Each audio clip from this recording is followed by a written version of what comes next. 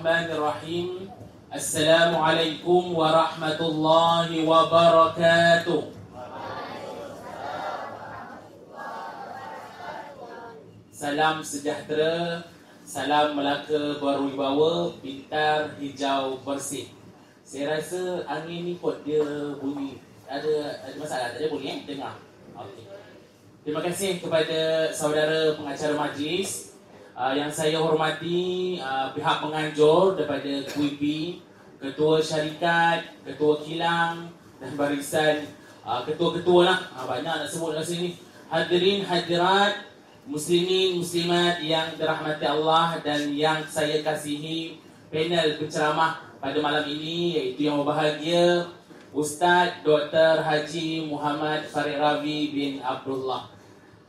Alhamdulillah, tuan-tuan muslimin muslimat yang dirahmati oleh Allah Subhanahu Wa Taala, pada malam ini dapat kita sama-sama hadir, dapat sama-sama berhimpun sempena dengan Karnival QP 2019 yang dianjurkan kali kedua, dan alhamdulillah dapat kita bersama-sama untuk di dalam satu majlis ilmu untuk kita berkongsi ilmu bersama dengan panel jemputan kita pada malam ini. Dan saya nak dengar suara orang Melaka. Apa khabar orang Melaka?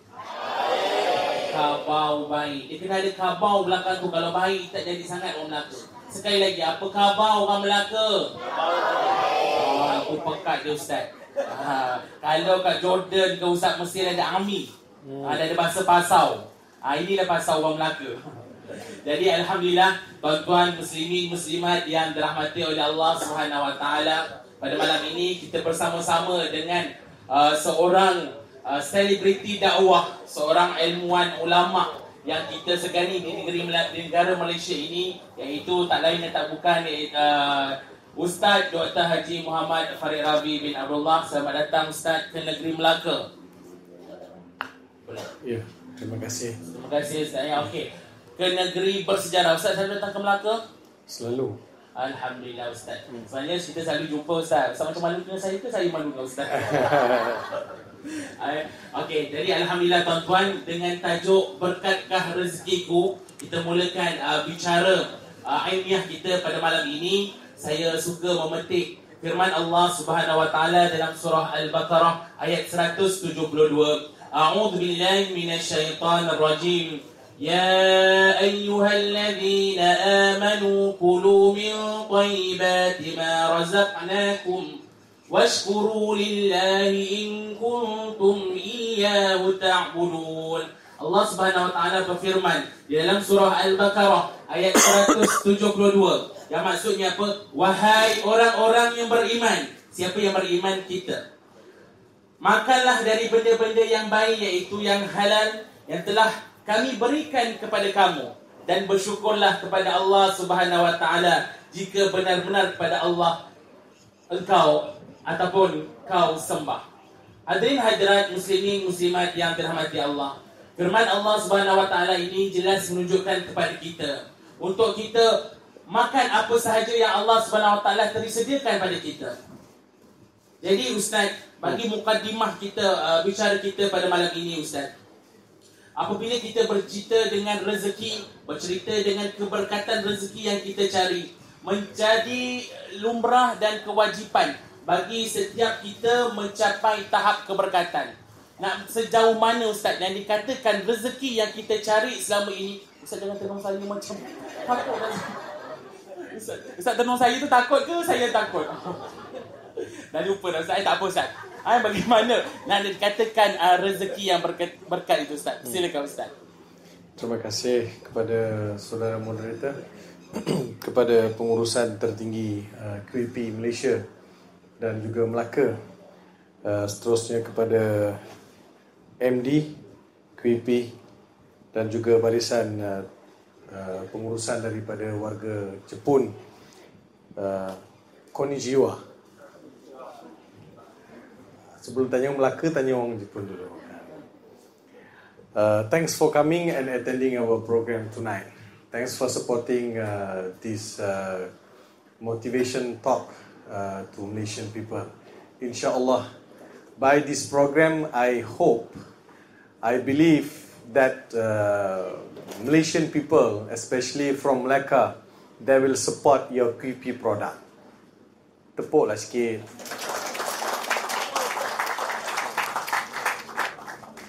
So this is first time I'm attending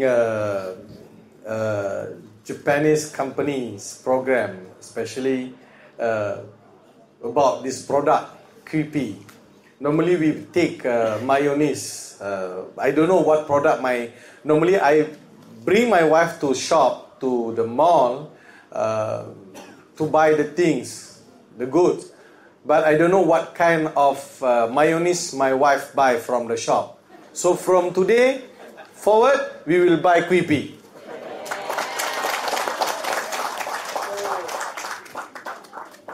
Because just now I talked with Puan Rahima. She told me this product in Japan is already 100 years. Wow. In Malaysia, just 10 years.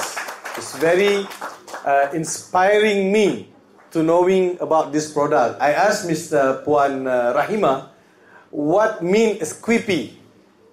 QP means dapat tengok tak nak patung comel tu? Kan? Itulah di QP, asalnya QP. Tapi dia di QP saja, sebut QP.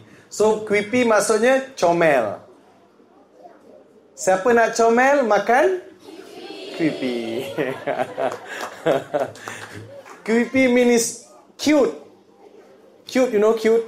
Very sweet, small thing, cute. So if you want to be cute, you must take QP. So inshallah, in the future, Malaysian people will like to be cute, so they must take QP. Thank you. So dah start cakap orang putih sikit lah kan. Orang Melaka apa khabar? Bagus? Sudah makan? Makan apa? QP. Lepas ni saya nak tengok produk yang dibuat tu, mesti kalau ada asam pedas, mesti ada QP. Kan? Cubalah So tuan-tuan dan puan-puan yang saya kasih sekalian, tajuk kita lebih kepada mencari keberkatan. Mencari keberkatan dalam mencari dalam rezeki yang kita dapat ni, kita nak tahu dia ada keberkatan atau tidak.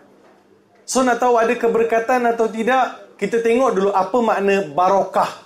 Dalam bahasa Arab, dalam bahasa Melayu disebut berkat, dalam bahasa Arab disebut barakat ataupun barakah. Barakah maksudnya sesuatu yang diberkati oleh Allah. Bila sesuatu itu diberkati oleh Allah, kita akan dapat lihat kesan daripada barang tersebut. Allahu Akbar, Allahu Akbar. Azan ya? Okey, tak apa, kita teruskan, tak apa. Majlis ilmu boleh diteruskan. Jadi maksudnya, keberkatan itu ialah sejauh mana perkara yang kita dapat, nak tahu berkat atau tidak, barang yang kita dapat, rezeki yang kita dapat, memberi kesan. Memberi kesan yang positif. Maksudnya, saya dapat RM10, nak tahu RM10 tu berkat atau tidak, tengok berapa ramai boleh kongsi rezeki tu. Satu. Keduanya, tengok ke mana RM10 tu pergi. Yang ketiga, lihat bagaimana RM10 itu boleh mendekatkan saya kepada Allah Subhanahu Wa Taala, ataupun macam mana RM10 itu boleh mendekatkan saya kepada Allah Subhanahu Wa Taala. Jadi, kalau nak lihat keberkatan, kita lihat mak ayah kita dulu. Kita zoom dulu. 10, 15 tahun, 20 tahun, 30 tahun dahulu. Kalau keluarga saya dulu, mak saya susah, ayah saya susah. Kerja mak saya menoreh getah. Ayah saya meninggal masa saya dalam perut ibu. Mak kerja menoreh getah. Menoreh getah, tuan-tuan perempuan tahu, ada musim hujan, ada musim tak hujan. Satu, kalau musim hujan tak boleh menoreh getah. Menoreh getah ni pagi je, petang orang tak menoreh. Atau Melaka menoreh getah petang. Pagi kan? Dia mesti menoreh getah pagi, petang tak ada. Kalau hujan petang, besok pokok tu basah tak boleh ditoreh. Satu. Keduanya, ada musim pula bila daun pokok getah tu luruh, getah tak ada. Betul kan? So, tapi dalam suasana macam tu, susah perit, getir hidup tu, mak bawa balik RM10, RM15, cukup 5 orang adik-beradik makan. Cukup. Belanja sekolah dapat, makan dapat, minum dapat. Setahun 2 kali dapat beli baju baru, dapat. So, keberkatan rezeki. Kalau kita campur sebulan pendapatan mak saya, mungkin 350-400 ringgit. Tak pernah sampai 500 ringgit. Tapi cukup 5 orang adik-beradik makan, minum, pergi sekolah, beli barang-barang sekolah, beli cukup. So, itu namanya barakah. Mungkin tuan-puan kata, okeylah ustaz, dulu 300 ringgit cukuplah untuk sebulan. Tak jauh sangat. Tahun 80-an. Itu dah kategori susah. Bayar sewa rumah lagi. Tapi sekarang ni, kalau nak tahu berkat tak berkat, tengok gaji 3,000 cukup atau tak cukup? Kalau 3,000 tak cukup, ada orang gaji 1,500 cukup. Cukup sebab rezeki dia barakah. Ada orang gaji 5,000 tak cukup. Hilang keberkatan dalam rezeki tersebut. Ada abang kita, saudara mara kita yang kerja pengawal keselamatan, guard, kerja guard. Isteri tak kerja, tapi duit tu cukup. Kita kerja pegawai, kadang 5, 6,000, 4,000, tapi gaji tak cukup. Baru 15 hari bulan, 16 hari bulan, dah habis duit. Kita pun buatlah alasan. Kita kata apa? Yalah ustaz, sekarang barang semua naik harga lah ustaz. Barang semua naik harga. Sikit-sikit duit, sikit-sikit duit. Kita salahkan barang naik harga, tetapi kita tak pernah lihat kenapa rezeki saya tak lekat. Betul tak? Betul. Kita kena akur bahawa ya Allah, hilangkah keberkatan dalam rezeki aku sampai tak cukup? Itu satu. Kalau rezeki itu berkat, pertama sekali kita akan rasa cukup. Yang keduanya, kalau rezeki itu berkat, dia akan membawa kesan yang positif. Maksudnya, saya bawa balik RM1,500. Rezeki yang saya beli daripada duit itu, anak isteri saya makan, melalui saya beli makan minum anak isteri saya daripada rezeki tersebut, dan memberi kesan yang positif pada anak isteri saya. Saya bagi sesuatu maklumat atau sesuatu arahan, sesuatu pendapat, isteri saya taat dengar. Kalau ayah tegur, anak tak melawan, taat dengar. Hati dan jiwa mereka terasuh kerana rezeki yang berkat.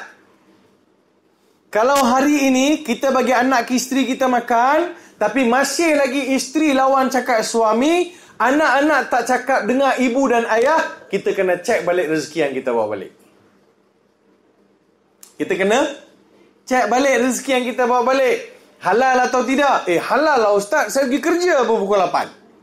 Saya pergi pukul 8, keluar pukul 5. Kadang-kadang saya bawa OT sampai pukul 7. Kadang Sabtu pun saya kerja, ustaz. Engkau nama pergi kerja, lepas pan cekak engkau dah menyembang. Hilang juga keberkatan. Dalam 8 jam, daripada 8 hingga pukul 5 petang, berapa jam? 9 jam. Berapa jam? Betul kan? 9 jam. Tengok 9 jam tu cukup tak dikerja. Dia ada rehat, betul? Rehat, minum pagi, minum petang, tengah hari adalah rehat. Tolak sana sikit, mungkin jadi 7 jam, mungkin jadi 7 jam setengah. Betul ke kita betul-betul kerja 7 jam? Betul-betul kerja 7 jam? Ataupun kerja sikit, belek handphone. Kerja sikit, tengok WhatsApp. Kerja sikit. Ustaz, kita sedang forum.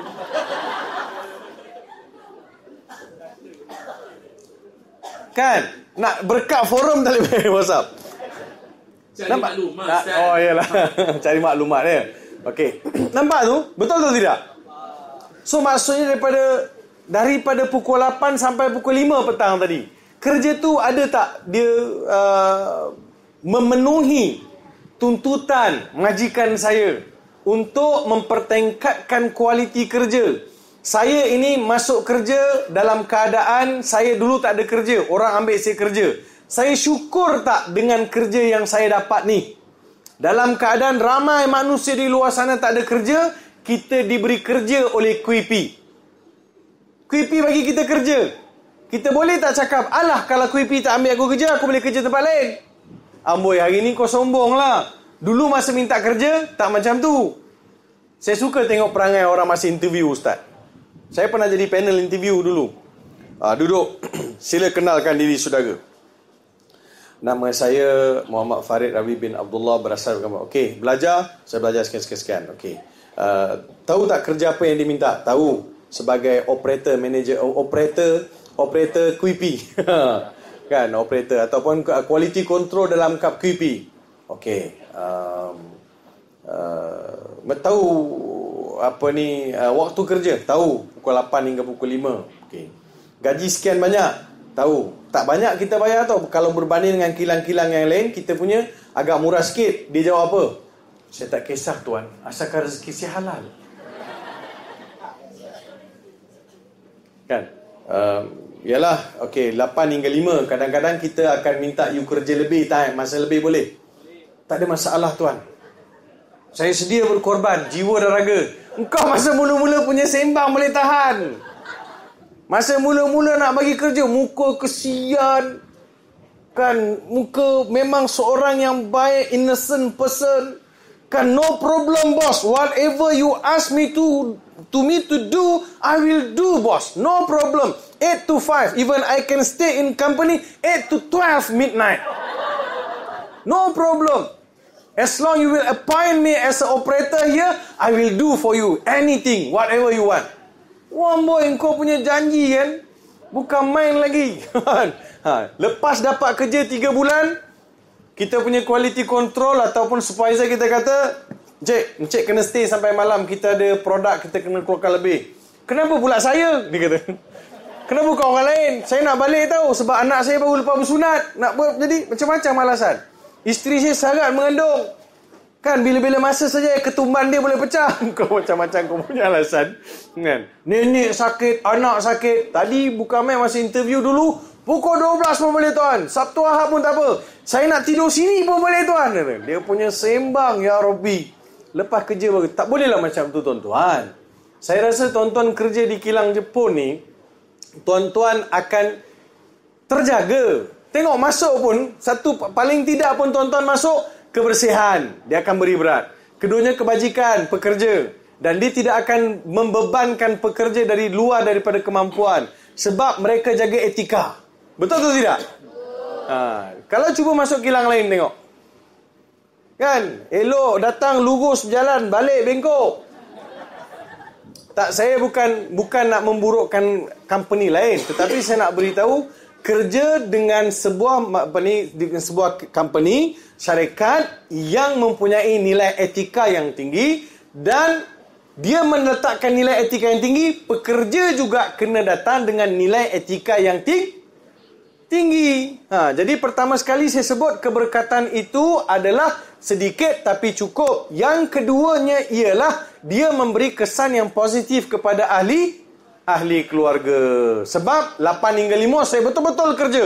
Jadi rezeki yang saya bawa balik tu benar-benar rezeki adalah hasil daripada titik peluh saya. Jadi itu mukadimahnya lah kalau kita nak tanya keberkatan. Banyak lagi, tapi saya nak bagi peluang lah untuk ustaz bertanya. Kalau tak, rugilah ustaz dah pakai butang besar-besar mari tak bertanya. Silakan. Itu pun termasuk dalam berkat je ustaz. Ya, butang besar. Butang besar, badan besar kan. Comel. Macam kuipi juga. Halo. Okey, baik Ustaz. Terima kasih di atas pencerahan yang telah diberikan tadi. Jadi Ustaz, bila kita cerita pasal keberkatan ni Ustaz, ada orang kata rezeki yang kita dapat ini adalah hasil daripada kita sendiri. Ada yang solid gaji kita ni memang untuk anak bini aku. Asal pula aku nak bagi kau? Kau siapa? Yang kerja tadi 8 pagi sampai 9 malam, tambah OT sampai 12 malam ni, aku yang buat kerja. Engkau kat rumah, kau tak tahu susahnya aku. Jadi boleh Ustaz mohon pencerahan. Mungkin disebabkan rezeki yang kita tak nak berkongsi itu menghalang keberkatan rezeki kita Ustaz. Soalan biasa pendek, Ustaz yang ulas panjang. Silakan. Terima kasih. Jadi rezeki ni untuk dikongsi. Allah bagi saya rezeki untuk saya kongsi rezeki tersebut. Allah Subhanahu wa taala berfirman, la in syakartum la azidannakum wa la in kafartum inna azabi lasyadid. Kalau kamu syukur terhadap nikmat aku akan tambah. Kalau kamu kufur terhadap nikmat aku, azab aku cukup pedih. Jadi jangan main-main dengan rezeki Allah Subhanahu wa taala. Jangan kita rasa yang kita dapat hari ini kita yang punya. tuan-tuan kena ingat bahawa apa yang kita dapat ini adalah amanah daripada Allah Subhanahu wa taala. Jadi kita kena pastikan bahawa amanah itu dapat kita kongsikan bersama. Sebagai seorang lelaki, sebagai seorang isteri, sebagai seorang suami, sebagai seorang isteri. Saya nak cakap lelaki lah tuan-tuan. Saya tak tahu di QP ni lelaki ke perempuan yang ramai bekerja? Orang perempuan. Ya, kerja-kerja teliti ni orang perempuan je kena buat. Kalau lelaki buat aku tak tahu apa rupa mayonis tu. Biarlah orang perempuan ramai. Lelaki tu bagi tolong angkat-angkat saja. Jangan bagi dia bancur. Kan? Kalau bancur lain jadi. Betul tak? Tak baik fitnah ni tengok tu kan. Kalau lelaki pun pandai juga. Kat rumah saya masak tau. Isteri saya suka kalau saya yang masak. Tapi dia suka saya masak. Bila saya masak dia suka. Tapi dia tak suka keadaan dapur lepas saya masak. Dia kata abang ni masak sedap tapi dapur hancur. Dia kata habis berminyak lantai rumah. Dia kata. Saya kata saya pandai masak, saya tak pandai kemas. Jadi saya masuk bilik lepas masak. Jadi orang rumah saya lah beletih-beletih bersih. Mesti segala piuk belanga keluar Ustaz piuk apa benda. Padahal Ustaz Maggi je. Piuk belanga. Tak main lah Maggi bro. Apa barang. Contoh. Kan? Jadi tuan-tuan, nak beritahu rezeki untuk dikongsi. Ada juga di antara kita ni yang merasakan bahawa apa yang dia bawa balik tu dia yang punya. Macam pengurusi sebutlah. Kita kerja bawa balik duit, saya punya. Jadi saya tak nak share dengan siapa-siapa pun. Kalau awak nak, awak pergi kerja. Tak. Allah Subhanahu wa taala berikan saya RM1,000, RM2,000 macam dalam bentuk gaji adalah untuk melihat sejauh mana saya berusaha untuk berkongsikan rezeki tersebut dengan orang lain. So tanggungjawab sebagai suami, saya ambil tanggungjawab suami dulu Tanggungjawab suami, dia bertanggungjawab bagi anak isteri makan. Dia bertanggungjawab menyediakan tempat tinggal untuk anak isteri. Dia bertanggungjawab menyediakan pendidikan untuk anak isteri. Dia bertanggungjawab untuk menyediakan perubatan untuk anak dan isteri. Itu orang di bawah jagaan dia. Kalau dia ada ibu dan ayah, dia bertanggungjawab pula untuk membantu ibu dan ayah. Kalau dia ada adik-beradik yang masih bersekolah, dia adik-adik dia adalah anak tunggal pula, anak yatim, maka dia kena tolong pula adik-adik dia, sanak saudara dia yang paling dekat. Maksudnya bukan habis gaji, tidak. Maksudnya sebahagian rezeki dia tu dia kongsikan dengan orang lain. Macam ni tuan-tuan. Kalau saya dapat RM5,000 sebulan gaji, saya ada komitmen yang mana komitmen saya perlukan RM1,000, iaitu untuk belanja yuran anak-anak saya, sekolah yuran tuition anak saya, yuran kelas mengaji anak saya, dan juga belanja dapur untuk ibu dan ayah. RM1,000. Saya asingkan RM1,000. Disebabkan saya keluarkan RM1,000 daripada RM5,000, tinggal RM4,000. RM4,000 saya kena bayar rumah, saya kena bayar kereta, saya kena simpan untuk rotek, saya kena buat belanja saya lagi. Jadi banyak komitmen dalam RM4,000 tu. Cuma kalau RM1,000 ni saya tak bagi dia orang, saya boleh belanja lebih. Saya boleh belanja lebih sebab saya tak bagi, sebab duit saya berlebih. Tapi dengan bagi dia orang bantuan, dengan mengeluarkan sebahagian gaji saya tu untuk membantu orang lain, saya tak boleh nak bermewah. So saya kekang diri saya tahan diri saya daripada berseronok supaya orang lain dapat manfaat daripada rezeki saya. Contohnya Ustaz, katakan Ustaz ada duit banyak kan? Amin. Ustaz duit banyak. Sekarang Ustaz ada peluang untuk makan daging wagyu, steak wagyu, RM80. Mayonis jangan lupa Ustaz letak. Mana ada stick untuk mayonis? Tak ada. Dekat salad tu boleh letak mayonis. Okey, salad yang side dish tu letak mayonis. Nanti Ustaz ikut saya bawa. Saya bawa Ustaz pergi makan stick. Tapi tak tahu berapa keping tuan-tuan. Tak gelap, bagus dia orang serius. Dia orang takut juga dengan Ustaz ni. Jadi maksudnya, kalau Ustaz nak makan wagyu, boleh RM80. Tapi tak apalah, tak nak makan wagyu lah, saya makan nasi goreng ajalah. RM5. Nasi goreng air RM5. So saya dapat save RM75. Sebab apa?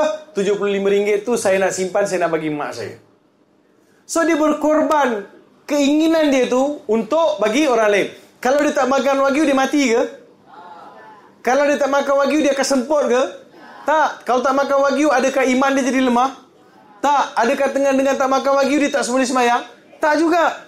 So, dia adalah suatu perbelanjaan yang luar daripada keperluan. Nampak tak? Kak Ja, Kak Su, Kak Ngah ni katakan kepimpinan memang perempuan belajar, bekerja. Ya, ada, mesti ada kena punya. Kak Ja, Kak Su, Kak Ngah, Kak Ti, Kak Nak. Kena tak? Mesti ada punya. Jadi, cuba tengok. Balik rumah tengok. Takkan tiap-tiap bulan nak beli tudung? Contohnya, kan, tiap-tiap bulan nak beli tudung. Saya kat rumah pun saya mengamuk. Kadang tudung. Asal pergi pasar beli tudung. Asal pergi market, asal ada produk nak beli tudung. Saya kata banyak mana nak menudung ni? Jadi kita sudah memiliki sesuatu yang lebih daripada kita perlu. Yang mana perlu? So kita kena ada konsep jimat. Tonton kena pergi ke Jepun. Tengok masyarakat Jepun. Walaupun dia duit banyak, dia tak mewah pun. Hidup dia tu, rumah dia tu tak besar, kecil-kecil rumah. Situlah saya pernah masuk rumah kawan saya orang Jepun ni. Dia ada masuk bilik dia tu ada tilam. Bila tetamu datang, dia boleh lipat tilam ke dinding, dia boleh letak kapet, duduk bawah. So bilik tidur dah jadi bilik tetamu. So sweet.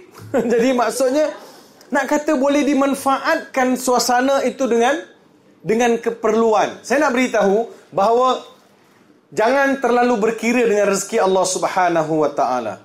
Bila orang datang, orang susah datang, orang perlukan bantuan, tidak kira sebanyak mana yang kita ada, yang mana termampu, hulurkanlah. Ambil contoh Jumaat, tuan-tuan lihat.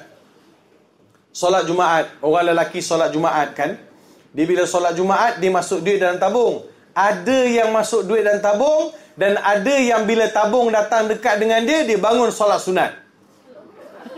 Datang tabung dekat. Usolli. Dia tengok tabung tu, usolli.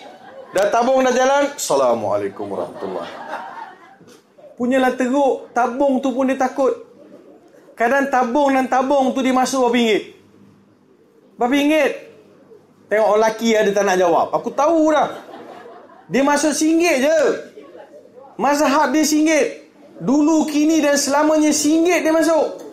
Dalam masuk RM1, RM1 tu lipat 8. Dia lipat, dia masuk dalam tabung.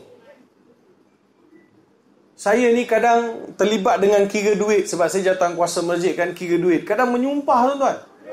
Menyumpah duit tu dalam plastik, lipat 8. Dan ada pula yang masuk duit RM1 siap tutup. Tutup sebelah tangan. Tak nak bagi orang nampak kanan kiri masuk. Saya kata, porah lu, masuk RM1. Lagi nak tukar takut, tak nak tunjuk dengan orang konon. RM1 je pun. RM1, mazhab RM1. Kadang kita kira duit ni jadi biru jari ibu jari tuan-tuan. Sebab kira duit punya pasal. Duit RM1 nak kira. Pernah berlaku satu cerita. Dia Pak Haji ni bawa RM51. RM50 tu dia lepas solat Jumaat, on the way balik, dia nak singgah beli nasi ayam. RM1 tu dia nak masuk tabung. Dia kan orang lelaki ni solat Jumaat, dia banyak tawaduk. Kalau tengok dalam tu, ittaqullah. Ittaqullah. Tam. Dia tak bangun dah. Tapi pandai dia punya signal tu. Barakallahu li wa lakum fil Qur'anil azim. Dia pun bangun. Ada kata ni dah khutbah kedua, dah tak tidur. Ni tak tidur ni. Pandai dia signal dia pandai. Adalah pakcik seorang ni masuk-masuk ittaqullah dah gini. Orang tolak tabung. Tolak, terkena lutut pakcik tu. Kedegar ke lutut. Aduh sakit. Tu dah lah tabung tu tabung besi. Sakit kot. Kena lutut. Terjaga. Tabung. Dia dah buat duit. Dia dah mamai dah ni. Dia seluk tangan dalam kocek dia. Dia ambil, dia masuk. Dah tabung. Dia tak perasan. Yang dia masuk tu RM50. Dia niat masuk RM1. Dia masuk RM50. Dia pun confident aja. Sebab RM1 dengan RM5, kalau mamai nampak sama-sama biru. Kan dia pun lepak. Dengar khutbah, sambung balik tidur. Bukan sambung dengan khutbah. Sambung balik tidur. Habis khutbah, habis solat, dia balik nak beli nasi ayam. Singgah kat kedai Mama nasi ayam. Singgah tengok. Tinggal RM1. Kalau tuan-tuan, apa tuan-tuan buat? Aku tahu dah, ni semua muka balik kat masjid ni. Balik masjid minta balik. Pakcik tu balik masjid. Ini kisah benar berlaku, saya terlibat. Dia ketuk pintu pejabat masjid. Tuk, duk, duk, duk. Assalamualaikum. Waalaikumsalam, buka pintu. Assalamualaikum Ustaz. Waalaikumsalam. Ustaz, saya tadi buat RM51. RM1 nak masuk tabung. RM50 saya nak beli nasi ayam. Tapi saya tersilap masuk duit lah Ustaz. Saya diam. Tak terasa apa-apa. Saya tergamam ni. Dia nak apa sebenarnya? Saya dah termasuk RM1. Saya termasuk RM50. Ni RM1 saya nak masuk tadi. Nak buat macam mana? Minta balik RM50 saya. So dia ambil balik RM50. Bendari tengok saya, dia kata, macam mana Ustaz? Bagilah. Takkan kita nak ada bukti? Nak tanya macam tu? Betul tak? Jadi tuan-tuan dan perempuan, kadang-kadang begitulah rezeki. Saya pernah lihat kan, pakcik-pakcik saya kadang-kadang duduk di belakang masjid ni. Maksudnya belakang di ruang beranda, macam belakang. Duduk tu sebab saya nak check PA system. Sebab saya nazir kat masjid, saya duduk check PA system. Dengar clear tak khutbah Jumaat ni? Sedang masih duduk, dengar tuan-tuan. Bila tabung tu lalu, pakcik-pakcik Indonesia yang kerja kontrak tuan-tuan, yang kerja-kerja berat ni, dia orang masuk RM5, RM10 dalam tabung. Sebab saya tengok. Saya kata lepas solat saya nak tanya pakcik ni. Habis selesai solat saya pun tanya, Bapak, tadi saya nampak bapak masuk RM5. Ada bapak ujung sana masuk RM10. Banyak tu pak. Dikala kami orang Malaysia hanya masuk RM1, bapak masuk RM5. Banyak tu pak. Macam mana bapak? Banyak tu. Kena RM5. Nampak RM5 duit kita. Kalau duit Indonesia dah RM500,000. Banyak ke sikit?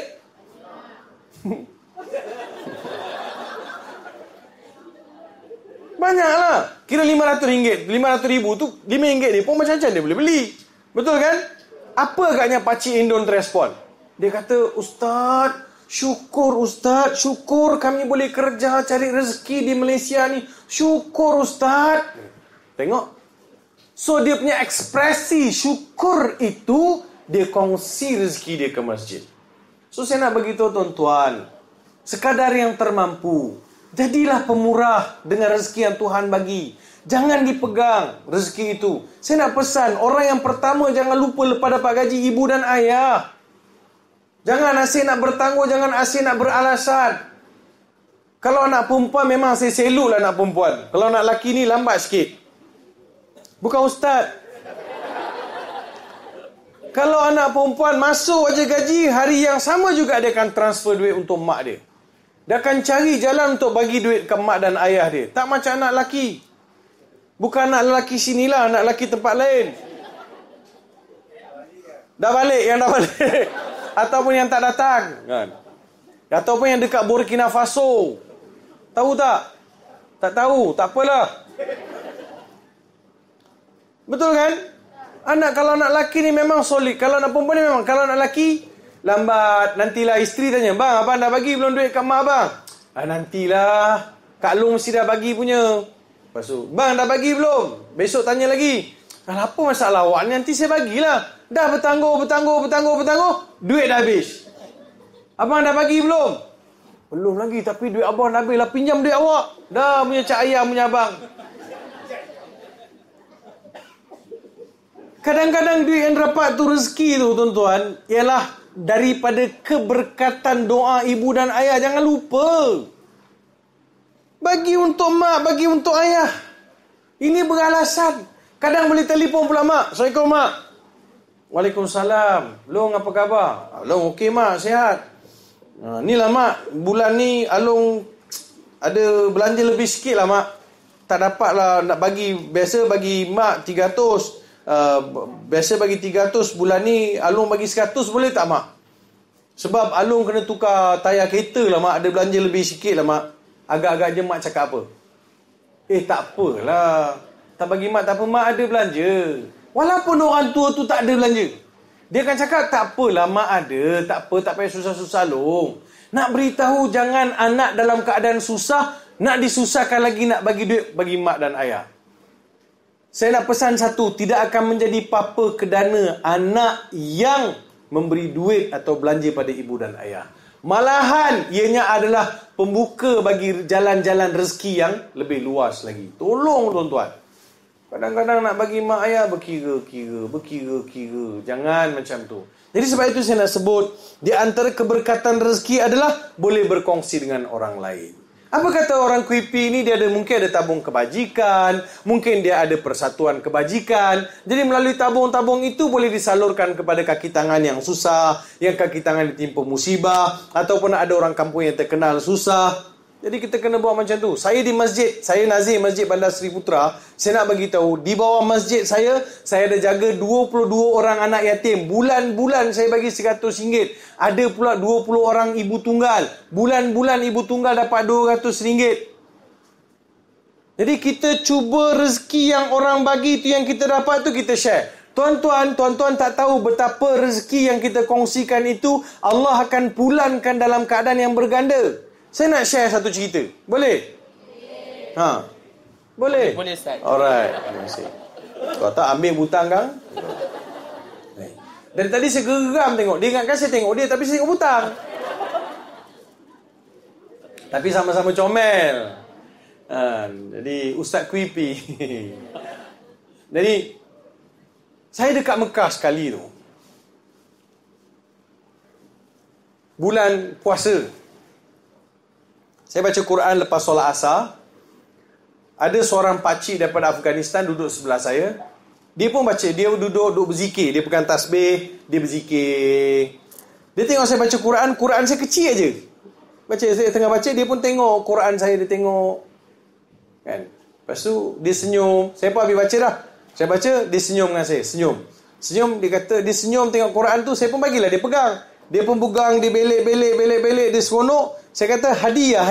Saya kata ambil lah pakcik, ambil lah. Saya beli lain, ambil pakcik, ambil. Saya cakap dalam bahasa Arab, hadiah. Dia pun tunjuk gini, yalah dia Afghanistan, saya Malaysia. Nak cakap apa? Takkan cakap bahasa gohit gostan? Tahu kan? Dia Afghanistan, saya orang Malaysia. Saya tak nak cakap lah. Tak cakap, bagi dia hadiah. Dia kata tak nak, tak ambil lah pakcik, hadiah. Dia pun ambil. Dia cium Quran tu, seronok dapat Quran tu. Lepas tu saya kata, Allah, tengok pakcik tu punya baju apa semua, nampaklah uzur. Orang susah. Itu tahun 1997. Saya pun masuk tangan dalam jubah saya. Maksud saya belajar lagi. Saya belajar kat Jordan masa tu. First degree. Cuti saya pergi umrah. Saya pun masuk tangan dalam jubah saya. Ada 10 rial. Saya memang bawa 10 rial. Lepas tarawih, saya nak singgah beli nasi Bukhari. Zaman tu 10 rial nasi Bukhari, 2 orang boleh makan. Sebab ayam separuh. Saya pun masuk tangan 10 rial. Saya bagi kat ustaz tu 10. Bagi dekat ustaz pula.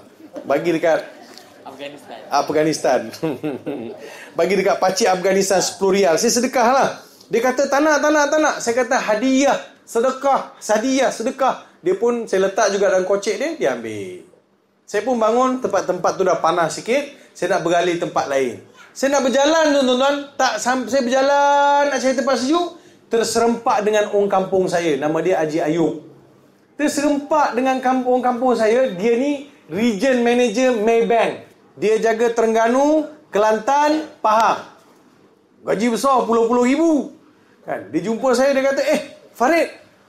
Bang, Assalamualaikum. Salam. Farid, buat apa ni? Buat umrah abang, atau umrah. Datang daripada Jordan? Ya bang. Naik apa? Naik bas. Oh, datang dengan kawan-kawan. Oh, berapa hari? Baru sehari bang. Kita kat sini 5 hari. Oh, Masya Allah. Terima kasih. Bagus. Abang bila sampai? Abang nak balik dah hari ni. Kejap lagi lepas asar abang nak tawaf wida. Malam ni flight balik. Oh ya ke? Kira salam orang kampung lah bang. Dengan kakak apa semua. Yelah dia kata. Dia pun masuk tangan dalam jubah dia. Dia ambil duit. Dia hulur kat saya. 300 rial. Baru bagi 10 rial. Allah ganti dengan 300 rial. Within 10 minutes. Allah nak ganti, boleh ganti. Allah nak bagi, tak ada siapa boleh halang. Dapat 300. Kalau saya masa tu belajar dapat 300 rial, tuan-tuan, seronok. Wah, seronok. Banyak mana nasi Bukhari boleh makan tu. Kan? So nak beritahu, bagi Tuhan bagi, ganti balik. Dia bukan nak bagi ni tak payah tunggu jadi kaya. Tunggulah ustaz nak bagi, jadi kaya dulu, tak payah. Belum tentu jadi kaya kita jadi pemurah. Pemurah ni tak tentu, tak perlu jadi kaya. Nak beri itu tak perlu jadi kaya. Tuan-tuan, orang yang kuat sedekah ni, orang yang kuat suka bagi rezeki pada orang lain ni, Allah Subhanahu Wa Taala akan hindarkan dia daripada penyakit. Sebab Allah nak rezeki dia pergi untuk jalan-jalan baik, Allah tak nak rezeki dia pergi hospital. Jangan pula lepas ni tengok ada kawan sakit, kurang sedekah lah tu. Itulah tu masa muda-muda jarang sedekah lah tu. Kan? Ambil sedap. Kita jangan hukum orang. Ni pula kalau hujung bulan ni, hujung tahun ni, ataupun bulan puasa nak pergi umrah. Pergi umrah pula tengok orang Afghanistan, teringat kisah Ustaz Farid Rawi. Bagi 10 rial dapat 300 rial. Dia pun cari pacar Afghanistan, hulus 10 rial. Pusing satu masjid haram. Tak jumpa pun. Itu memanglah tak dapat. Kalau itu niat dia, memang tak dapat lah. So tuan-tuan, kita kena yakin bahawa kita adalah pegang amanah, dan rezeki yang ada pada kita hendaklah berkongsi dengan orang lain. Mudah-mudahan ia akan mengundang kepada kemurahan rezeki yang lain. Jangan tuan-tuan ingat murah rezeki ni maksudnya kita bagi RM1 dapat RM2, bagi RM1 dapat RM100. Tak. Dah bagi sering kita sedekah ni, Allah hindarkan kita daripada penyakit. Allah hindarkan kita daripada musibah. Tuan-tuan, kadang-kadang saya ni pun teruji kan, bila uji, wah bawa kereta orang, tayar meletup. Dah kena 300. Dah lah tayar kereta tu besar, satu tayar tu dekat RM600. Masa beli tak tahu, lepas beli baru tahu. Kalau tahu dulu, saya tak nak cakap apa-apa lah, sebab dia pun ada perasaan kan, dia bocor pula tempat lain, satu hal. Dah lah tadi datang sini gelap gelita, lalu dekat sawah apa? Sawah pula. Sawit. Seram tuan-tuan, macam-macam kubur tadi lalu. Jangan tak tahu. Nasib baik bawa my friend kan, anak murid saya bawa anak murid. Saya kidnap dia tadi dekat kuis. Dia kata, jom nak pergi ustaz ceramah, ikut ustaz. Jadi tuan-tuan, nampak tak? Allah hindarkan. Jadi kadang-kadang kena musibah, Allah hindarkan kita daripada duit tu pergi tempat lain. Sebab kita ni ada sifat pemurah. Ya. Jadi tak kira situ satu, keduanya, masa nak bagi sedekah orang susah ni jangan tengok bangsa lah tuan-tuan. Jangan nak bagi orang satu agama dengan kita, satu bangsa dengan kita, tak. Orang susah tetap susah. Tak kira apa bangsa, apa agama. Kita kena ulur juga. Sebab dia pun hamba Allah. Dia pun makhluk Allah Subhanahu Wa Taala yang perlu dapatkan perhatian kita. Sekian, terima kasih. Baik Ustaz. Jadi bila cerita soal keberkatan ni Ustaz, ada kita di kalangan kita gaji 1,500 Ustaz. Tapi kerja oleh sana sebab dia niat kerja dia ibadah Ustaz. Gaji dia macam kerja tu gaji 3,000. Berbeza dengan orang gaji 3,000 Ustaz. Tapi kerja macam tak nak macam gaji orang 1,500. Ustaz faham tak saya punya perumpamaan ni? Sekali lagi Ustaz. Ustaz mesti fikir pasal tayar ni Ustaz itulah. Tayar satu nak sawit tadi. Nak balik ni satu hal. Ada orang Ustaz kerja 1,500 je gaji dia. Tapi oleh kerana dia kerja ibadah, ikhlas, seolah-olah macam dia kerja 3,000. Ada orang gaji 3,000 Ustaz. Tapi kerja seolah-olah macam 1,500 je. Buat kerja macam nak tak nak. Maknanya tak buat kerja sebenarnya. Jadi mungkinkah sebab itu Ustaz, halangan keberkatan rezeki dia tu Ustaz? Sebab dia tak sempurnakan kerja dan ibadah yang dia macam cerita Ustaz tadi lah. Kalau kata sebelum nak interview tadi janji sehidup semati kerja. Tapi bila tu betul-betul dia matikan kita Ustaz. Sorry Ustaz. Sila. Terima kasih.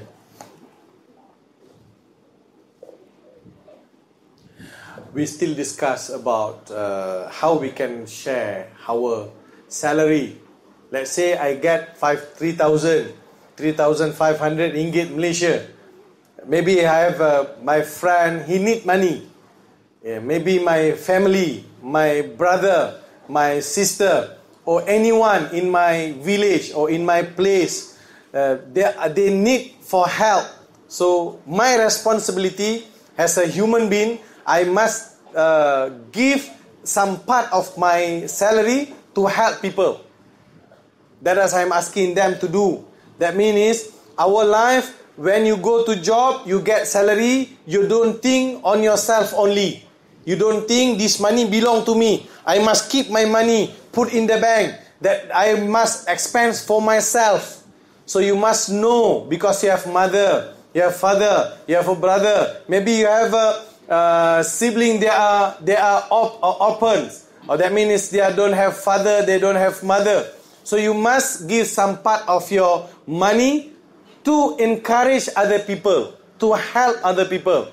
So I am asking our brothers and sisters here to don't only when you get salary you spend for yourself. You must have other responsibility. Sometimes our people, they forget mother, forget their father, forget their family. We don't want that kind of community. You must have a very good community who they are concerned about their environment to help other people. It's okay? Yeah, I'm translate to English. Maybe one day I went to Japan to learn Japan language. Can ah? Can lah. So bahasa ni kalau kita suka senang dapat. Kan? Bahasa kalau kita suka senang dapat. If you love this language, you will get any language. Chinese language, Malay language, English language, Japan language. Even our kids now, they are very interested in K-pop. They learn English, they learn Korean language, Korean songs, Korean dance. So I don't know what going to happen to our future kids, future generation. So tuan-tuan dan puan-puan, okey, tak apa. Tadi dah cakap bahasa Inggeris, cakap bahasa Melayu. Sekarang saya nak cakap bahasa Tamil lah. Saya dah agak dah, Ustaz. So I can speak 5 language. I can speak 5 language. Malay, English, Arab, Tamil, Urdu. So next year, Japan. One more language, Japan. So ada 5 bahasa. Subhanalladzi yuqallibu al-sunah. Maha suci Allah yang membolak-balikkan hati, membolak-balikkan lidah ni kan. Hang suka pasal apa? Nak suruh aku nyanyi lagu Hindustan ke? Tak pandai. Saya tak pandai. Mengaji boleh, tapi lagu Hindustan saya tak pandai, tuan-tuan. Sebab saya pun tak berapa minat. Kalau tuan-tuan minat, tak apalah, nak buat macam mana kan. Tengok-tengok Melayu pula lebih-lebih minat cerita Hindustan kan, lagu-lagu Hindustan. Semua kan. Jadi dia seorang je tumbuk melayang. Ngopam dia menyanyi pagi sampai petang. Pagi tu dah petang, dalam hujan, dalam ribut, taufan dia menyanyi. Lepas tu tukar sehari 5-6 kali. Kan okey je tuan-tuan. Tuan-tuan pun gelak. Lepas tu ada kalau bab sedih tu memang nangis. Oh, nangis sungguh. Benarlah kan. Dia punya feeling tu sampai. Jadi tuan-tuan dan perempuan, so kita nak kembali balik. Kita nak lihat betul tak rezeki kita yang kita bawa balik ni rezeki yang dia berkati. Sebab kita nak tahu kesan. Imam At-Tirmizi ada meriwayatkan sepotong hadis, disebut gini, kullu lahmin nabata minal haram fannaru aula bi. Setiap daging yang tumbuh daripada sumber yang haram, maka neraka lah tempat dia. Kita tak kata rezeki kita haram, sebab tuan-tuan bekerja di satu company yang halal. Mayonis pun ada halal.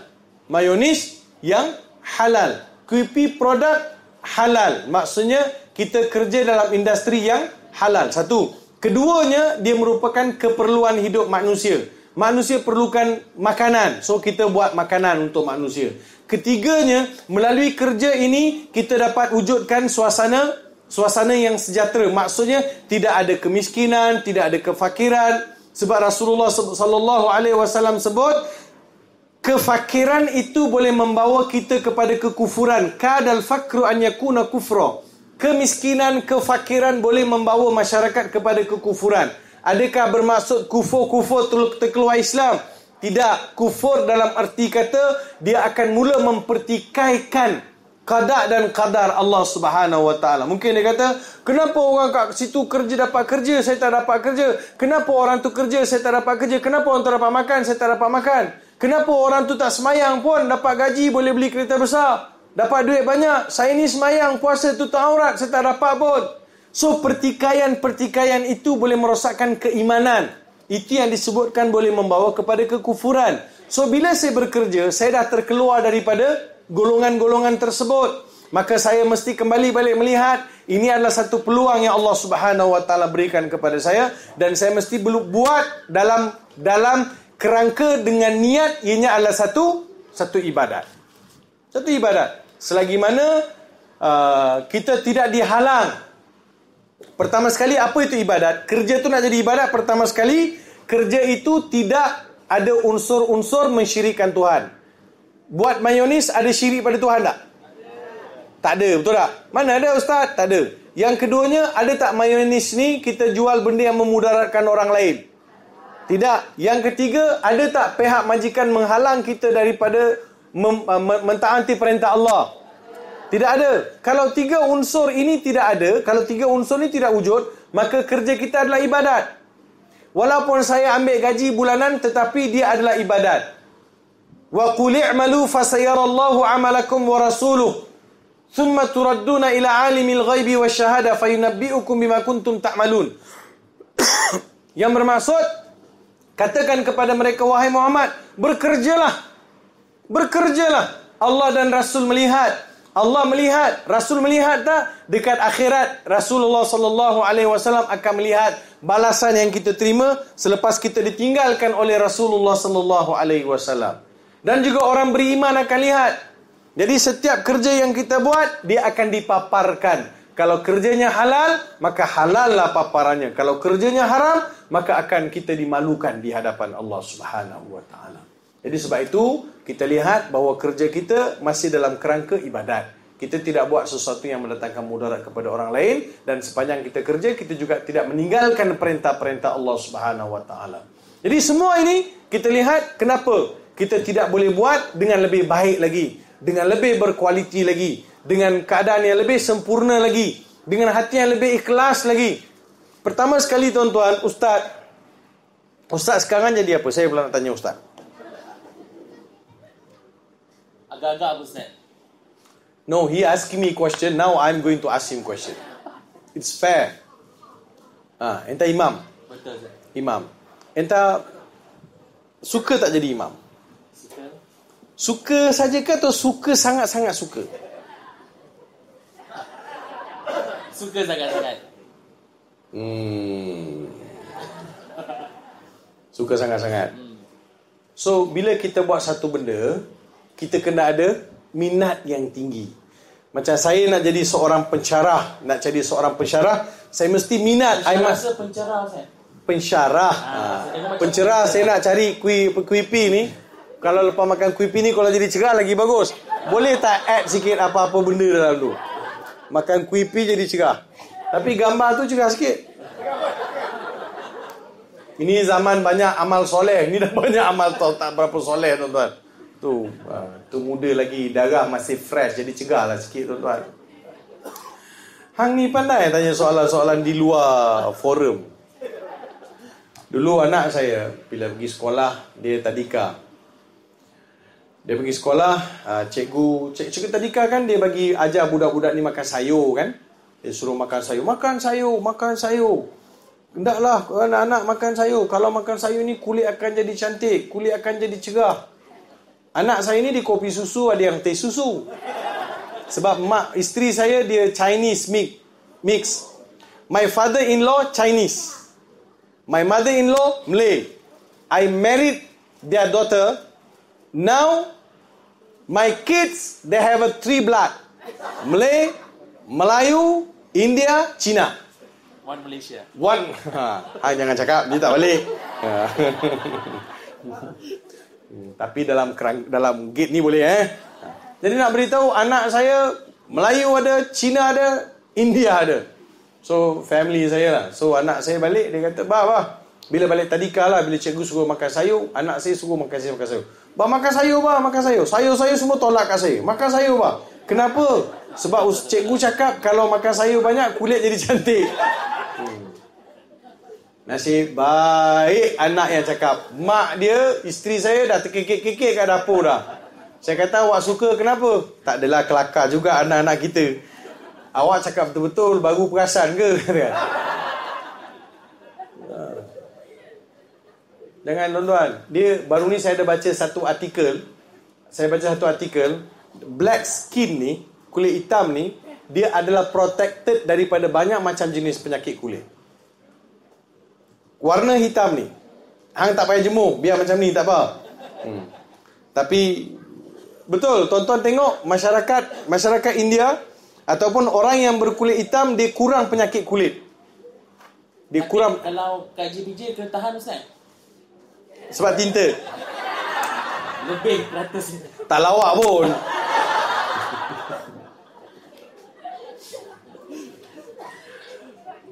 Tuan-tuan, tahu Nabi Adam? Nabi Adam, kan? Bukan Ustaz Adam. Nabi Adam alaihissalam, kita kata Adam alaihissalam. Adam bahasa Arab kan? Dia punya maksud Adam itu asmar. Asmar ni, kalau saya terjemah, dia jadi hitam manis. Adam maksudnya hitam manis. So manusia yang pertama namanya Adam itu hitam manis orang dia, tuan-tuan.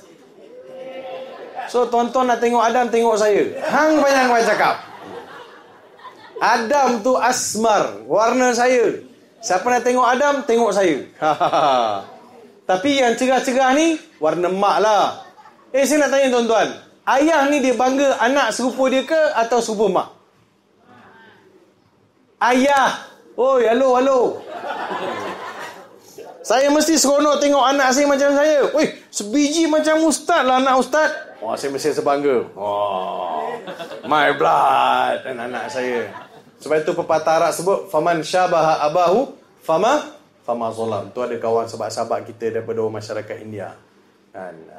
Jadi samalah tuan-tuan. Jadi Allah Subhanahu Wa Taala jadikan kita berbangsa-bangsa, berpuak-puak, berbagai jenis warna kulit untuk mengenal antara satu sama lain. Bukan untuk mewujudkan perselisihan, tapi untuk mewujudkan persafahaman. Jadi saya nak sebut tadi bahawa mentaati ataupun mematuhi peraturan-peraturan kerja bila kita ditetapkan, bila kita diterima masuk dalam sesebuah jabatan, sesuatu agensi untuk kita bekerja. Silakan. Terima kasih diucapkan kepada Ustaz Dr. Rabi dengan perkongsian tentang keberkatan Ustaz. Cerita daripada tadi kita dah cerita dah keberkatan dari segi rezeki, keberkatan dari segi gaji yang kita dapat. Bagaimana Ustaz keberkatan yang dikirakan sebagai keberkatan umur yang diberkati Ustaz? Ada orang umur 100 tahun, ada umur 90 tahun. Hidup lama-lama tapi rasa itu kayak dia kata diberkati. Hidup lama-lama tapi tak ada memberi manfaat kepada orang lain. Silakan Ustaz. Kita pasal umur pula berkat. Oh ya, terima kasih. Dia umur ini adalah pemberian daripada Allah Subhanahu Wa Taala. Jadi pemberian Allah. So Rasulullah sallallahu alaihi wasallam ada bersabda, khairukum man tala umruhu wa hasuna amaluhu. Sebaik-baik kamu adalah orang yang baik, orang yang panjang umurnya, kemudian baik pula amalannya. Sebaik-baik kamu adalah orang yang panjang umurnya dan baik amalannya.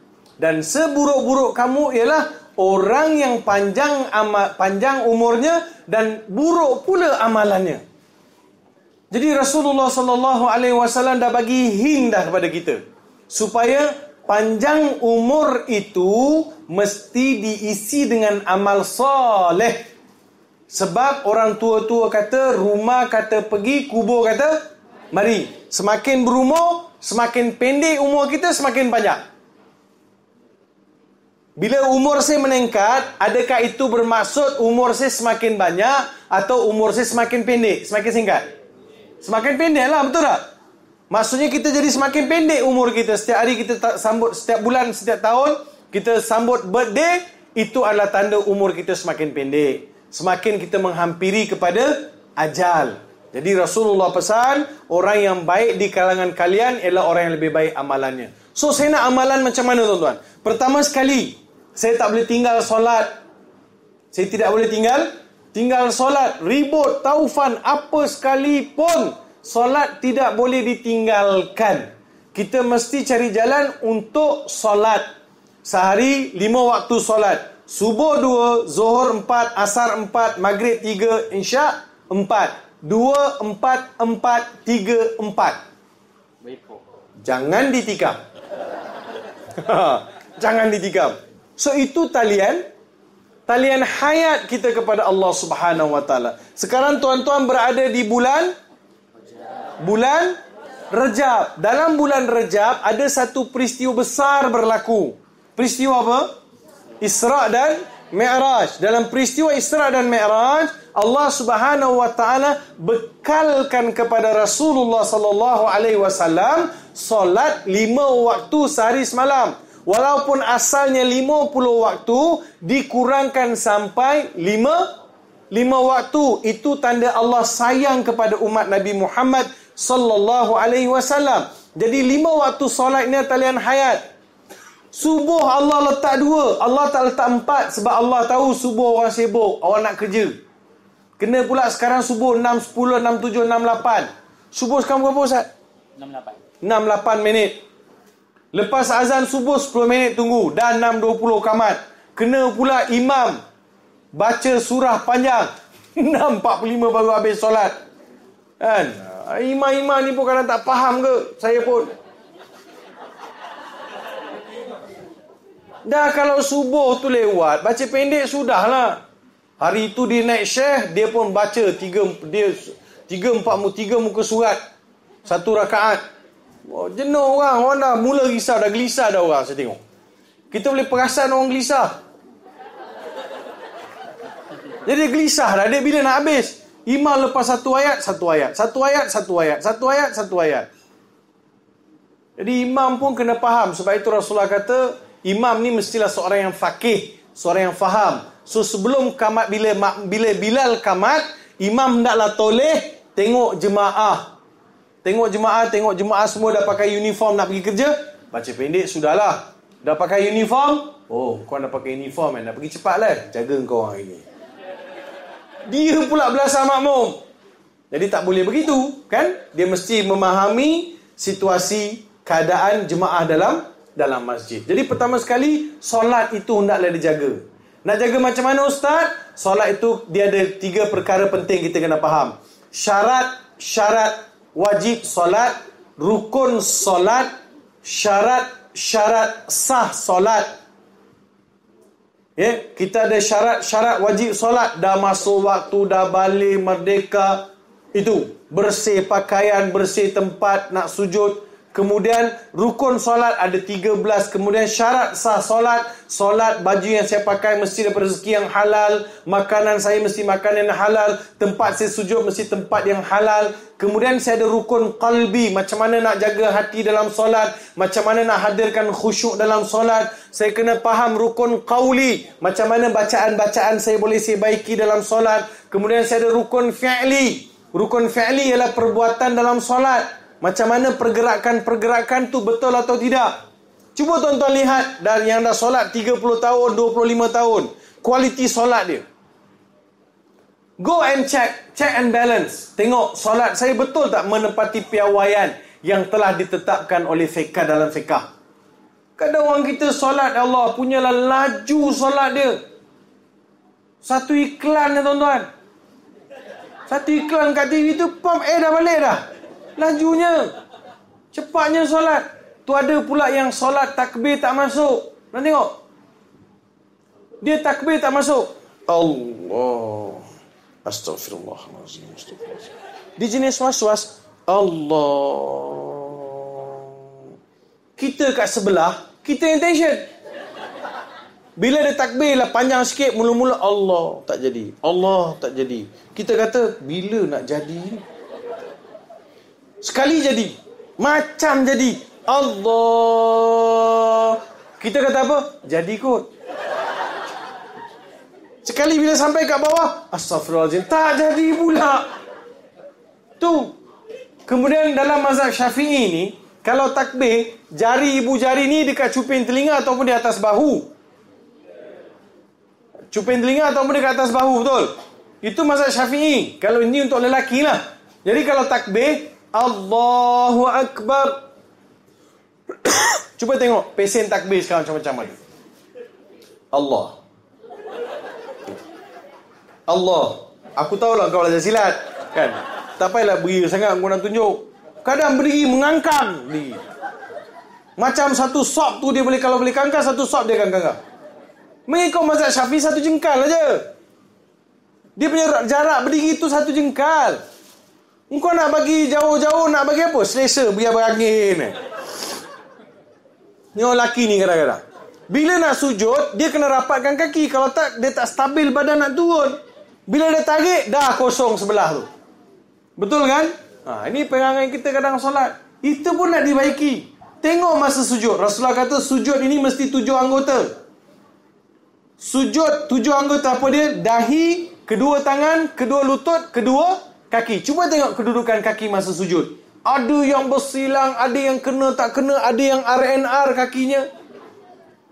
Kakinya mesti rapat dan juga jari-jari kaki mestilah ditolak ke dalam sikit. Masuk rapat ke lantai. Itu pun kadang-kadang kita fail. Tengoklah pakaian kita solat pula kadang-kadang. Rose catering baju belakang. Allahu Akbar. Dia khusyuk. Tapi belakang tu Pak Haji tu memang nak bawa kenduri anak bulan 8 ni. Sila hubungi Rose Catering belakang. Juadah yang enak dan telah beroperasi sejak 1965. Dah lama dah bertahan. Pak Cik ni pun kata, lama dah bertahan.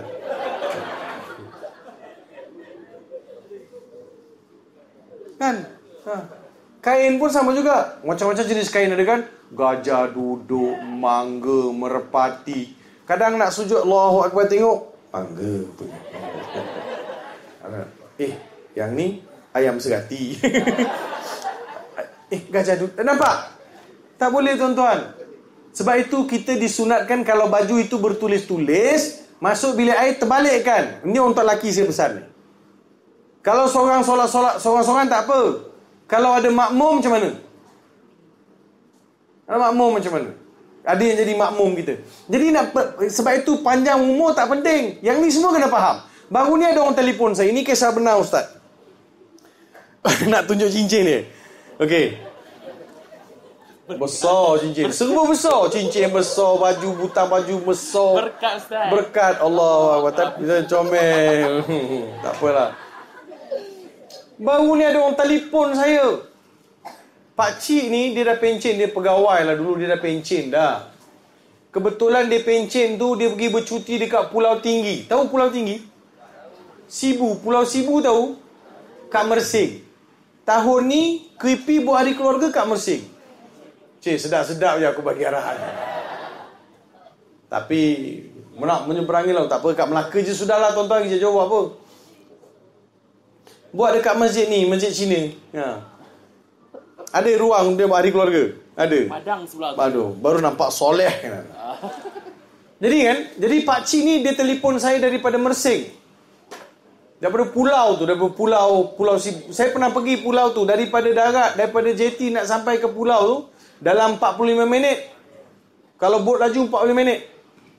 Tapi memang cantik. Assalamualaikum Ustaz. Waalaikumsalam. Ustaz, ni saya scan. Ya, saya tahu. Saya ada simpan nombor haji. Ni beginilah Ustaz, saya tengah bercuti ni dekat Pulau Tinggi. Saya kata Alhamdulillah, tahniah haji. Tapi Ustaz, saya ada kemusykilan sikit lah Ustaz. Apa kemusykilannya Ji? Saya boleh jamak tak Ustaz? Memanglah boleh. Dia duduk Kuala Lumpur, dia duduk Bangi sekali dengan saya. Ke Pulau Mersing tu memanglah 400 km memang boleh jamak. Udahlah darat, laut, confirm lah boleh. Ya Ustaz, boleh kan? Boleh. Jamak Ustaz? Ya, jamak boleh. Qasar pun boleh. Zuhur dengan asar Ustaz jadi apa? Jadi jamak kasar. Dua-dua kan Ustaz? Ya. Kalau maghrib isyak, ya jamak kasar. Yalah Ustaz, isyak 4. Kalau di kasar jadi 2. Maghrib ni Ustaz, kasar jadi berapa? Maghrib ni 3 kan Ustaz, jadi kasar jadi berapa? Kalaulah saya ni nakal, saya jawab 1,5. Betul Ji. Kalau 4 pendek jadi 2, ni maghrib pendek jadi 3 jadi 1,5. Tak jenuh pakcik tu? Oh, kalau 1,5 salamnya bila Ustaz? Masa rokok. Kita tengah solat kan, tengok orang kat sebelah, tengok kita solat. Masa rukuk bagi salam. Assalamualaikum. Orang kat sebelah tanya, bang, solat apa tadi? Qasar. Qasar apa? Maghrib, qasar. Jadi berapa? 1,5. Itu yang bagi salam masa rukuk tu. Kan jadi sesat tu tuan-tuan. Ni nak beritahu, benda-benda basic pun kita tak lepas kadang-kadang tu. Ini tak lama lagi, Rajab, Syaban, Ramadan. Puasa dah qada belum? Yang dah tu dah lah, yang belum tu. Yang belum ni, tunduk mula tengok handphone, tengok kanan lagi. Alamak, Ustaz Farid dah tanya dah, aku ada 7 hari lagi. Itu kalau 7 hari. Kalau cuti sebab beranak, ada tak? Yang abang jawab ada, kenapa bang? Abang pun beranak juga, kan? Jadi tuan-tuan, nak beritahu, khairukum man tala umruhu wa hasuna amalu. Sebaik-baik kamu panjang umur, baik amalan. So mungkin juga dalam, saya sebut tadi kan, kerja itu sebagai ibadat. So selain daripada ibadat yang sifatnya umum, ibadat-ibadat khusus juga kena dibaiki. Maksudnya solat kita kena baiki, bacaan Quran kena baiki, betul kan? Amalan zakat kena baiki, hubungan sesama manusia kena baiki, persaudaraan, persahabatan kena baiki. Jadi sama juga di tempat kerja kita pun. So dulu saya dah kerja dekat sini dah 5 tahun, 7 tahun. Jadi kalau 5 tahun, 7 tahun, dia dah semakin senior. Kalau dah 10 tahun, super senior. Saya mula kerja dengan Kuipi Ustaz sejak sejak kilang ni dibuka. So dia super senior. Jadi kalau dia super senior, mesti dia punya cara kerja lebih berkualiti daripada orang yang lain. Jangan sampai budak yang 3 tahun kerja lagi cepat belajar daripada kita yang dah 10 tahun. Gelak tu adalah tu. Dia dah jadi take for granted kan? Kita tidak boleh begitu. Jadi biarlah umur kita panjang, dalam masa yang sama amalan kita juga semakin baik. Macam mana ustaz nak tahu? Rasulullah sebut al-imanu yazidu bil a'mal as-salihah wa yanqusu bi a'mal at-talihah. Iman kita bertambah dengan amal soleh, dan iman kita jadi lemah kerana melakukan amal-amal yang tidak soleh. Terima kasih. Terima kasih ucapkan kepada Ustaz. Dan yang seterusnya Ustaz, sebagai penutup bicara kita pada malam ini, suka saya membacakan firman Allah Subhanahu wa taala dalam surah Al-A'raf ayat 96. A'udzu billahi minasyaitonir rajim. Walau anna ahlal qura amanu wattaqaw lafatahna 'alaihim barakatin minas samai wal ard. Walakin kadzabu fa'akhadnahum bima kanu yaksibun. Allah Subhanahu wa taala berfirman dalam surah Al-A'raf ayat 96 yang bermaksud, andai kata penduduk negeri ini beriman dan bertakwa, pastilah kami akan melimpahkan pada mereka keberkatan dari langit dan bumi. Tetapi mereka mendustakan ayat-ayat kami, maka kami siksa mereka disebabkan perbuatan mereka.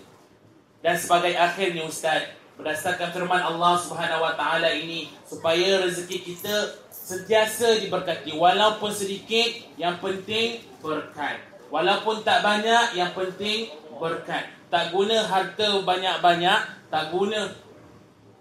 Ustaz memang suka pandang macam tu Kalau pun syarah pandangan murid saya takut tau Ustaz. Orang perempuan suka. Sebab Ustaz pandang saya punya tangan. Apa tadi Ustaz ayat? Jadi tuan-tuan, sekiranya kita harta banyak sekalipun, kereta mewah macam mana sekalipun, tak berkat, tak ada mana. Dan sebagai nasihat yang terakhir kepada warga QP dan juga kepada hadirin hadirat yang hadir pada malam ini, untuk kita balik nanti kita ada dapat satu ilmu yang mana kita nak berkatkan rezeki kita. Silakan Ustaz. Okey, saya nak simpulkan dengan 10 perkara. Kalau tuan-tuan boleh ingat, tuan-tuan boleh catatlah. Pertama sekali mula dari sumbernya. Maksudnya kita nak tahu sumber rezeki kita, sumber yang halal. Kita kerja dekat QEP adalah sebuah syarikat yang buat mayonis halal. So yang tu kita lepas. Kita rasa tenang sebab kita kerja daripada tempat yang sumbernya halal. Maka daripada jualan dan juga keuntungan syarikat, saya dibayar gaji. Yang tu dah selesai. Kita tahu sumbernya, kerana kita tidak mau sesuatu tempat kita kerja itu sumber itu adalah sumber yang haram. sumber yang membawa kepada kemudaratan. Kita tak mau. Yang keduanya, menjaga hubungan kekeluargaan dan sesama manusia. Saya bila kerja, saya mesti jaga hubungan kekeluargaan. Saya mesti jaga tanggungjawab saya sebagai suami kepada isteri dan anak-anak saya, dan juga kepada adik-beradik dan juga ibu bapa saya kalau masih hidup lagi. Itu tanggungjawab saya. Jangan diabaikan. Barangkali Allah murahkan rezeki saya sebab di rumah saya ada ibu, di rumah saya ada anak. Sebab Rasulullah SAW pernah berdoa, bertawassul. Rasulullah sebut, wahai Tuhan, turunkanlah hujan daripada langit, kerana di sisi kami ini ada kanak-kanak, anak-anak yang masih menyusu, ada orang tua yang sudah membongkok, dan ada rumput-rumput yang sedang, ada tumbuhan yang sedang melata, dan ada binatang berkaki 4. Jadi ya Allah, kerana ihsan pada mereka, turunkanlah hujan. Selagi mana di rumah kita ada orang tua, di rumah kita ada kanak-kanak, di rumah kita ada anak yatim, insya-Allah rezeki kita akan murah. Ada orang masa ada ibu, rezeki dia murah, dia hantar ibu dia pergi rumah orang tua-tua, maka rezeki dia Allah putuskan. Pernah ada kes jatuh bankrupt. Jadi jangan ada. Jadi ibu bapa saya sebut banyak kali, sebab saya yakin bahawa di antara sebab rezeki saya murah kerana adanya ibu dan ayah. Bila ibu dah meninggal, ayah dah tak ada, masa tu kita akan dapat rasakan bahawa adanya satu doa yang keramat kita tak dapat, iaitu doa ibu dan ayah. So, jaga tanggungjawab kita dengan menjaga hubungan dengan keluarga. Itu yang kedua. Yang ketiga, banyakkan bersedekah. Banyakkan bersedekah itu mungkin dalam sebulan saya ada 1,500 gaji, atau 2,000 gaji saya. Mungkin RM30, RM50, sekadar yang saya mampu. Sebab saya tak mau rezeki saya, apa yang saya dapat, saya beli. Yang beli ni semua tinggal. Yang makan semua pergi ke tandas. Yang badan kita bela ni semua jadi makanan ulat. Tapi rezeki yang saya beri tu, yang saya sedekah, saya beri amal wakaf tu, kadang itulah yang akan berpanjangan. Jadi di antara yang kekal dan di antara yang musnah, antara dua, kita mesti ada tanggungjawab. Kita mesti ada bahagian di dalam buat amal sedekah yang mana itu akan kekal. Dan Allah Subhanahu Wa Taala suka orang yang bersedekah. Melalui itu Allah akan murahkan rezeki lagi. Bila rezeki saya selalu fikir begitu tuan-tuan. Bila Allah bagi saya rezeki, saya akan fikir ada tanggungjawab yang saya kena buat. Allah bagi saya tanggungjawab. Tuan-tuan, walaupun saya ada keluarga tak Islam, sampai sekarang keluarga tak Islam saya jaga. Dulu masa arwah mak saya hidup lagi, saya jaga. Sekarang keluarga saya, kakak saya 3 orang. Kami ada beradik 5 orang. Kakak, abang, kakak, saya anak bongsu. So kakak saya 3 orang, masih ada lagi 2 orang tak ada suami, dah meninggal dah jadi balu. Jadi kakak yang ketiga masih suami dia ada lagi. Jadi yang 2 orang dah jadi balu, saya jaga. Kakak saya jaga. Saya tak mau bagi tahulah berapa yang saya bagi tu, tapi tanggungjawab saya jaga. Jadi walaupun mereka tak Islam, tanggungjawab saya. Allah Subhanahu Wa Taala jadikan saya sebagai anak lelaki, saya ada responsibility. Saya tak boleh abaikan tanggungjawab saya kepada ahli keluarga saya dan kepada anak isteri saya dan juga kepada keluarga saya, walaupun mereka tak Islam.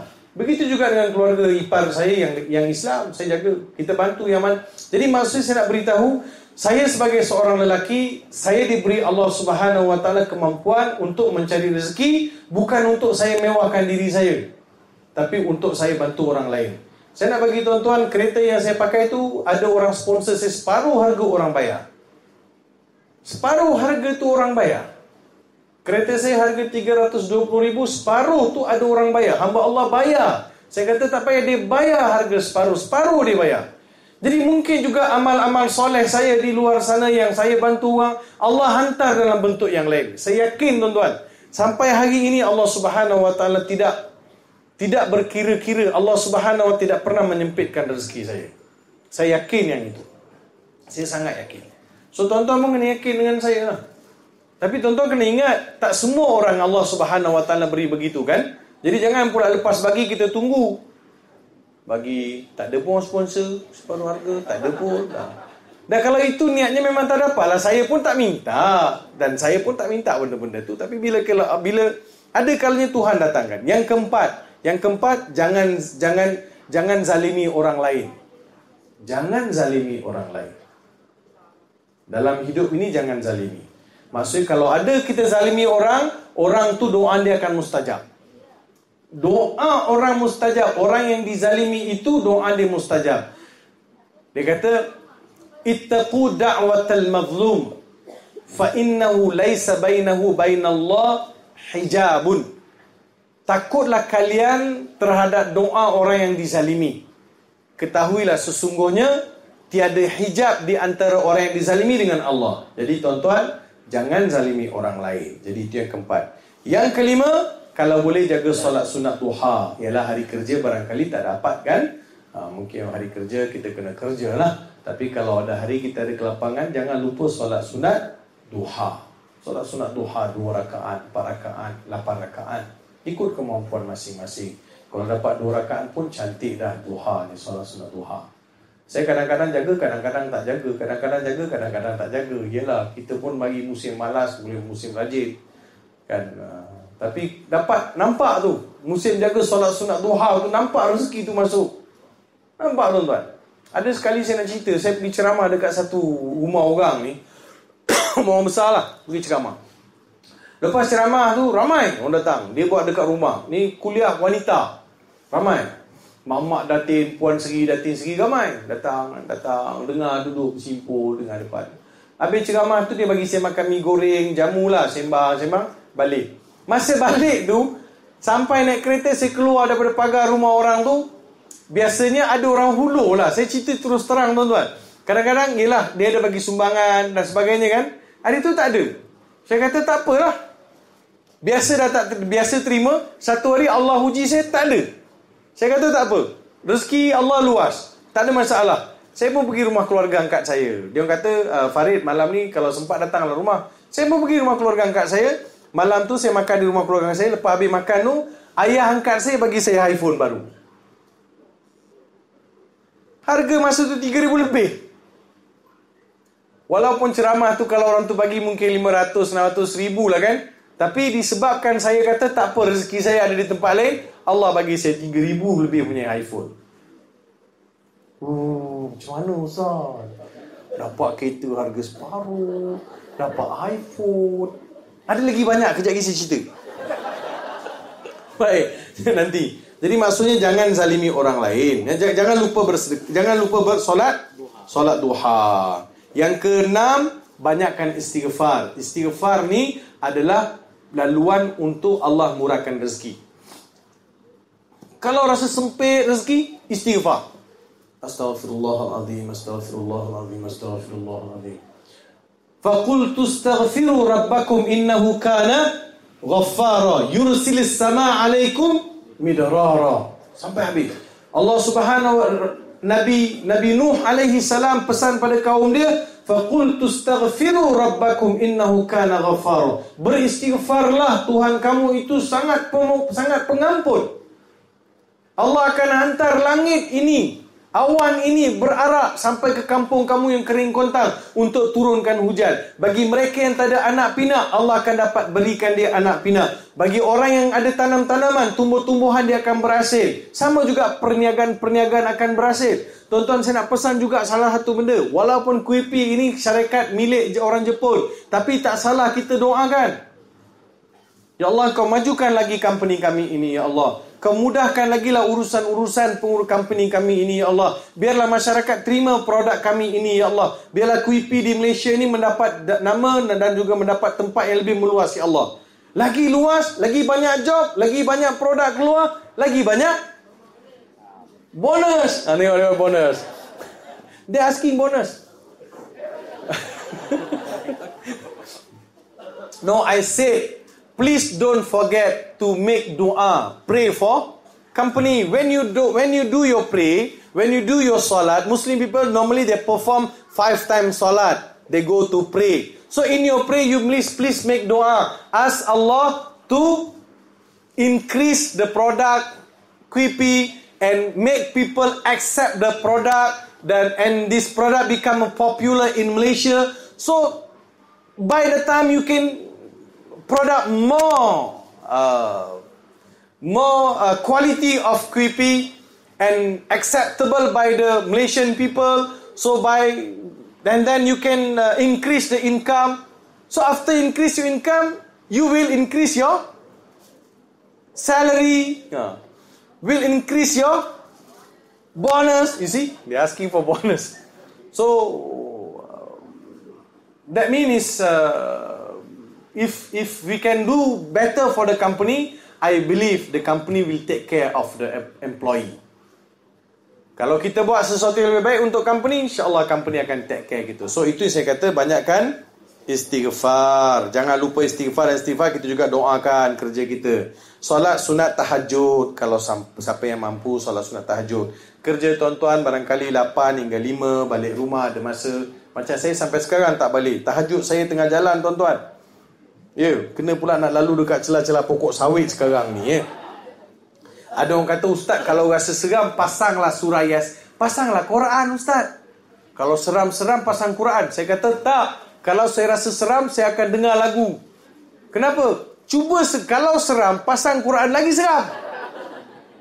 Kalau saya lah, saya tak tahu orang lain. Cuba pasang, nampak gelap je kan. Yasin wal Quranil Hakim innaka laminal mursalin. Oi, seram, meremang aja. Kita pun masa suspend. Cuba dengar lagu, kan?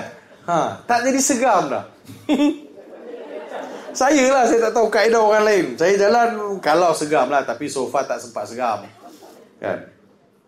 Kadang-kadang ada kawan kan, ustaz kenapa kita rasa berat kereta?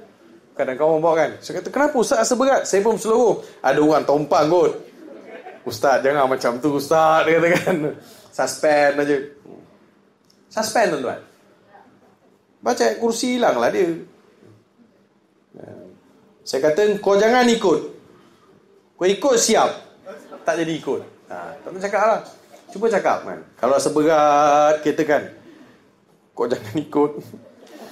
Kau ikut siap. Kalau macam tu dia lagi suka. Rupa-rupanya tayar pancit je rasa berat. Bukan sebab ada nombang, memang tayar pancit. Lepas tu yang ke-8. Tahajud dah sudah tak Ustaz? Dah, tahajud sudah. Yang ke-8, banyakkan tawakal. Kita dah kerja, kita dah berusaha, tawakal kepada Allah Subhanahu wa ta'ala. Tawakal maksudnya serahkan urusan itu kepada Allah Subhanahu wa ta'ala. Lepas kita tawakal, apa saja keputusan, kita terima dengan hati yang terbuka. Yang ke-9, banyakkan doa secara spesifik. Secara spesifik, ya Allah kau murahkan rezeki aku, ya Allah. Ya Allah kau jadikan aku orang yang lebih faham dalam kerja ini, ya Allah. Ya Allah kau jadikan orang di sekitar aku ni mengasihi, menyayangi aku, ya Allah. Ya Allah, minta doa-doa yang spesifik. Kau mudahkanlah company ini, mudahkanlah kerja kami, mudahkan, jauhkan bala bencana. Yang ke-10, ini yang paling terpenting. Walaupun nombor 10, bersyukur. Bersyukur terhadap nikmat yang Allah beri. Hujung bulan ambil gaji, mesti ada rasa syukur. Kita mesti ada rasa syukur dengan tempat kita kerja. Kita mesti ada rasa syukur dengan peluang yang Allah Subhanahu wa ta'ala beri. Melalui syukur itu, Imam Ghazali sebut, menggunakan nikmat Allah pada jalan yang Allah suka. Jadi tuan-tuan dan puan-puan, terima kasih di atas komitmen, di atas perhatian tuan-tuan selama ini. Mudah-mudahan saya doakan tuan-tuan sentiasa dalam keberkatan dan kasih sayang Allah Subhanahu wa ta'ala. Dan mudah-mudahan QEP terus maju dan juga terus diterima masyarakat di Malaysia. Dan insya-Allah kali pertama saya akan dapat QEP, saya akan balik rasa kan, kalau suka, anak saya suka makan gitu aja mayonis ni, takut bawa balik budak ni makan gitu aja. Jadi insya-Allah kita doakan tuan-tuan puan-puan sentiasa dalam rahmat dan kasih sayang Allah. Thanks again to our beloved management team, Mr. MD, and we will look forward in the future, and I hope this session will give some good input and knowledge to your people, to increase their knowledge and increase their motivation to more practical and more committed with the QEP. Thanks again. Terima kasih. Assalamualaikum warahmatullahi wabarakatuh. Waalaikumsalam warahmatullahi wabarakatuh. Alhamdulillah, terima kasih saya ucapkan kepada Ustaz Dr. Haji Muhammad Farid Birawi di atas perkongsian ilmu. Hampir 2 jam kita berada di dalam kemah ini untuk kita sama-sama memperolehi satu panduan bagaimana rezeki kita yang dikatakan berkat. Terima kasih saya ucapkan kepada semua. Terima kasih kepada pihak penganjur dan pengurusan. Arigatou gozaimasu. Apa Ustaz? Itu cara Ustaz dapat jadi QP macam dah jadi duta produk QP je. Ingat boleh? Tak dapat. Orang Melaka ada Ustaz. Terima kasih kepada semua. Terima kasih kepada pihak pengurusan. Apa yang kami kongsikan, kalau ada kesilapan dan kekurangan, kami mohon maaf. Dan akhir kata sebagai penutup, saya akhiri dengan dua rangkap pantun, pokok kayu, pokok selasih. Thank you, terima kasih. Wallahu a'lam. Assalamualaikum warahmatullahi wabarakatuh. Dan saya serahkan kepada pengacara majlis.